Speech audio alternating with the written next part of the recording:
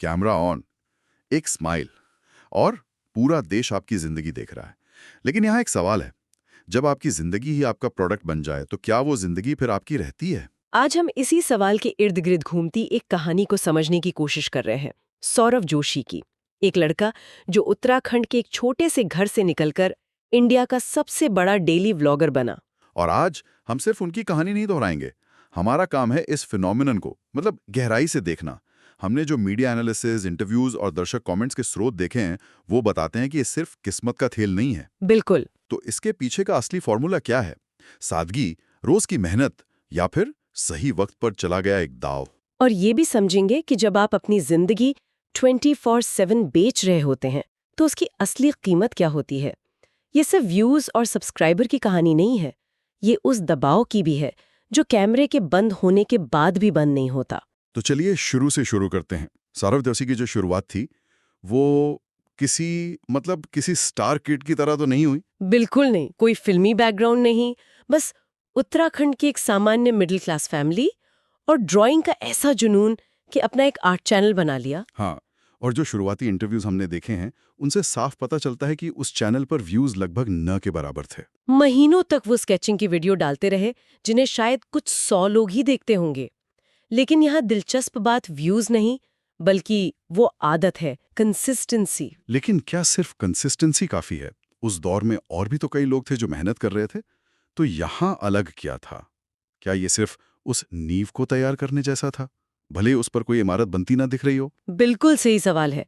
देखिए, ये दौर परफॉर्मेंस का नहीं, प्रैक्टिस का था। यहाँ वो कैमरा चलाना सीख रहे थे, एडिटिंग समझ रहे थे और सबसे जरूरी रोज कंटेंट बनाने का वो अनुशासन बना रहे थे। ये वो नींव है जिसके बिना कामयाबी की इमारत टिक ही नहीं सकती। ये आपको तब तैयार करती है जब कोई नहीं देख रहा होता, ताकि जब दुनिया देखे तो आप तैयार हो। और फिर दुनिया ने देखा, आया लॉकडाउन और सब कुछ बदल गया। जब पूरी दुनिया बंद हो रही थी, सौरव ने एक ऐसा फैसला लिया जिसने गेम ही पलट दिया। हाँ, उन्होंने कहा आपसे रोज वीडियो आएगी। और ये सिर्फ एक फैसला नहीं था, ये उस वक्त की नब्ज को पकड़ना था। बिना किसी भारी भरकम स्क्रिप्ट के, बिना किसी बनावटी ड्रामे के, बस एक परिवार की रोजमर्रा की जिंदगी, सुबह चाय से लेकर रात की बातों तक। और यही चीज लोगों को क्लिक कर गई। बिल्कुल। हमने जो दर्शक कमेंट्स का एनालिसिस किया, उसमें एक बात बार बार सामने आई, ये बंदा तो हमारे जैसा ही है। सही बात है। जब बाहर की दुनिया में इतनी अनिश्चितता और डर था, तब एक परिवार को अपनी सामान्य जिंदगी जीते देखना लोगों को एक अजीब सा सुकून दे रहा था। हाँ, ये एक तरह की मनोवैज्ञानिक जरूरत को पूरा कर रहा था। उस दौर में लोग कनेक्शन और नॉर्मल जिंदगी के लिए तरस रहे थे। सौरव का कंटेंट उस चमक दमक वाले परफेक्ट दिखने वाले कंटेंट का एक जवाब था। अच्छा, उनकी सादगी उस दौर में सबसे भरोसेमंद चीज लगी। तो यहाँ एक पैटर्न दिख रहा है। स्रोतों को देखने पर मुझे समझ आ रहा है कि उनके कनेक्शन का फॉर्मूला शायद 3 पिलर्स पर टिका है। पहला, जैसा आपने कहा, सादगी, लेकिन दूसरा है परिवार। और भारतीय संदर्भ में ये बहुत मायने रखता है। ये फैमिली बॉन्डिंग सिर्फ कंटेंट नहीं है, ये एक सांस्कृतिक जुड़ाव है। दर्शक उन्हें सिर्फ एक क्रिएटर की तरह नहीं, बल्कि एक घर का लड़का मानने लगते हैं। हाँ, बिल्कुल। यहीं से वो पैरा सोशल रिलेशनशिप और गहरा हो जाता है, जहां दर्शक उन्हें सौरव भैया कहने लगते हैं, जैसे वो उनके परिवार का ही हिस्सा हो। लेकिन यहीं पर हम अपने शुरुआती सवाल पर वापस आते हैं।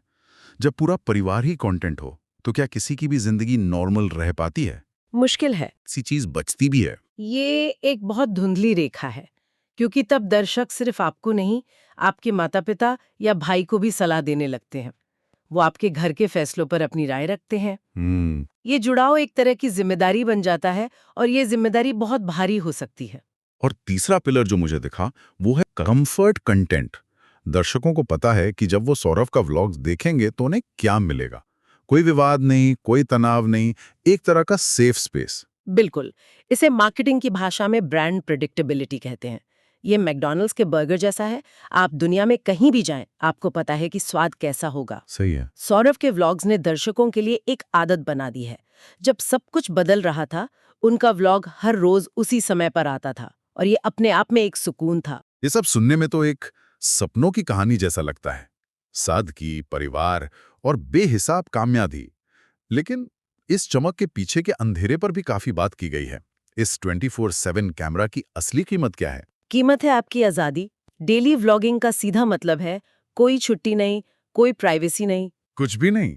आपका मूड खराब हो, आप बीमार हो या आपका किसी से झगड़ा हुआ हो, कैमरा चालू करना है और मुस्कुराना है। आपकी निजी जिंदगी और आपका काम दोनों के बीच की रेखा पूरी तरह से मिट जाती है। एक इंटरव्यू में एक लाइन थी जो इस दबाव को बहुत अच्छे से बताती है। कंटेंट रुक गया तो एल्गोरिदम भी रुक जाता है। हाँ, ये डर हर क्रिएटर को होता है ना? एक दिन का ब्रेक भी आपको रेस में पीछे कर सकता है। ये एल्गोरिदम का दबाव सिर्फ एक एहसास नहीं, बल्कि एक बिजनेस की सच्चाई है।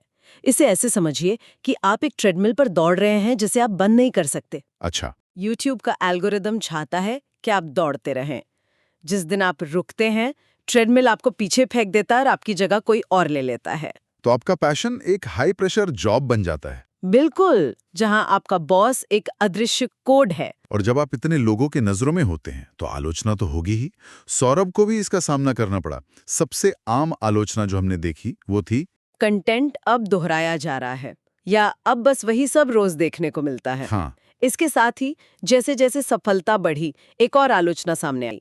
अब ये मटीरियलिस्टिक हो गया है, सिर्फ नई गाड़ियां और महंगे सामान दिखाता है। और कुछ लोगों ने ये भी कहा कि परिवार का बहुत ज्यादा इस्तेमाल हो रहा है। ये एक क्लासिक क्रिएटर आंक है। आप जिस सादगी के लिए पसंद किए जाते हैं, सफलता उसी सादगी को छीनने लगती है। लेकिन उनका जवाब क्या था? ये बहुत दिलचस्प है। कोई ट्विटर पर लड़ाई नहीं, कोई सफाई वाला वीडियो नहीं, कुछ भी नहीं। बस अगले दिन एक और व्लॉग उसी मुस्कान के साथ। और ये रणनीति कमाल की है। बहस में ना पड़कर वो विवाद को बढ़ने का मौका ही नहीं देते। आग को हवा देने के बजाय वो उसे अपने आप बुझने देते हैं। उनका रोज का वीडियो ही उनका जवाब बन जाता है, जो कहता है मैं यही हूं और मैं यही करता रहूंगा। ये एक तरह का बहुत ही प्रभावी ब्रांड मैनेजमेंट है। लेकिन क्या ये हमेशा काम करता है? क्या आलोचना को पूरी तरह नजरअंदाज कर देना सही है? कहीं ना कहीं दर्शक ये भी तो महसूस कर सकते हैं कि उनकी बात सुनी ही नहीं जा रही। ये एक दोधारी तलवार है। एक तरफ आप नेगेटिविटी से बचते हैं, लेकिन दूसरी तरफ आप सुधार के मौके भी गंवा सकते हैं। पर उनके केस में उनका टारगेट ऑडियंस इतना वफादार है कि ये रणनीति अब तक काम कर गई है। वो विवाद देखने नहीं आते, वो अपनी रोज की खुराक लेने आते हैं। और इस खुराक की वजह से जाहिर है पैसा भी आता है, विज्ञापनों और ब्रांड डील्स के जरिए। ये अब सिर्फ एक पैशन प्रोजेक्ट नहीं, एक बहुत बड़ा बिजनेस है। और जैसे ही पैसा और बिजनेस बड़ा होता है, दर्शकों की उम्मीदें भी बड़ी हो जाती हैं। दर्शक अब सिर्फ कंटेंट नहीं चाहते, बल्कि आपकी जिंदगी में एक हिस्सेदारी चाहते हैं। उन्हें लगता है कि वो आपको जानते हैं। और आपकी हर पसंद नापसंद में उनकी राय मायने रखती है। ये दबाव पैसे के दबाव से भी बड़ा हो सकता है। तो यहीं पर सबसे बड़ा सवाल खड़ा होता है, जो कई मीडिया रिपोर्ट्स में भी उठाया गया है। क्या डेली व्लॉगिंग का ये मॉडल, क्या ये लंबे समय तक चल सकता है? मुश्किल है। क्रिएटिव बर्नआउट का खतरा तो हमेशा ही रहता है। आप रोज रोज अपनी जिंदगी से नया क्या दिखाएंगे? ये इस फॉर्मेट की सबसे बड़ी सीमा है। एक समय के बाद सब कुछ दोहराव जैसा लगने लगता है। भविष्य की सफलता इस बात पर निर्भर करेगी कि वो कैसे विकसित होते हैं। मतलब क्या वो सिर्फ व्लॉगिंग करते रहेंगे? हाँ, या अपनी ब्रांड को दूसरे बिजनेस में ले जाएंगे। क्या वो कंटेंट में कोई नयापन लाएंगे? इतिहास तो यही बताता है कि जो बदलता है वही टिकता है। बिल्कुल। दर्शकों की पसंद भी बदलती है और प्लेटफॉर्म भी। सही बात है। आज जो व्लॉगिंग यूट्यूब पर चल रही है, कल शायद इंस्टाग्राम रील्स या किसी नए प्लेटफॉर्म का दौर हो। सिर्फ एक ही फॉर्मूले पर हमेशा टिके रहना बहुत मुश्किल है। तो आखिर में हम सौरभ जोशी को कैसे देखें? क्या वो एक प्रेरणा है? हाँ, है। लेकिन एक संदर्भ के साथ। वो अपनी कंसिस्टेंसी के लिए, अपने अनुशासन के लिए एक प्रेरणा है। उन्होंने साबित किया कि अगर आप किसी काम को लगन से करते हैं तो सफलता मिल सकती है। और ये भी कि छोटे शहर का एक सामान्य लड़का भी बिना किसी गॉडफादर के डिजिटल दुनिया का सुपरस्टार बन सकता है। ये भारत के लाखों युवाओं के लिए उम्मीद की एक बहुत बड़ी किरण है। लेकिन यहाँ एक और सबक है जो हमें स्रोत से मिलता है, और वो शायद ज्यादा जरूरी है। सिंपल दिखना आसान है, सिंपल रहना मुश्किल। बिल्कुल। जब आप इतने बड़े पैमाने पर पहुंच जाते हैं तो अपनी उस शुरुआती सादगी को बनाए रखना ही सबसे बड़ी और असली चुनौती होती है। और कुल मिलाकर उनकी कहानी इसी एक बात पर आकर टिकती है। उन्होंने अपनी सादगी को ही अपना ब्रांड बनाया। अब चुनौती उसी सादगी को इतने बड़े पैमाने पर, इतने दबाव और इतनी उम्मीदों के बीच बचाए रखने की है। तो सौरभ जोशी की कहानी सिर्फ YouTube पर करोड़ों व्यूज पाने की कहानी नहीं है। ये अपनी रोज की जिंदगी को कंटेंट बनाने और उसके बाद उस जिंदगी को नॉर्मल रखने के लिए लगातार संघर्ष करने की कहानी है। और शायद यही वो अंतिम विचार है जिस पर गौर करना चाहिए। लोग उन्हें इसलिए देखते हैं क्योंकि उनकी जिंदगी में कहीं ना कहीं उन्हें अपनी जिंदगी की झलक दिखती है। एक साधारण परिवार, रोज के छोटे मोटे काम। बिल्कुल। बस फर्क सिर्फ इतना है कि वहाँ एक कैमरा हमेशा चालू रहता है और अब शायद दर्शक ही उस जिंदगी के डायरेक्टर बन गए हैं।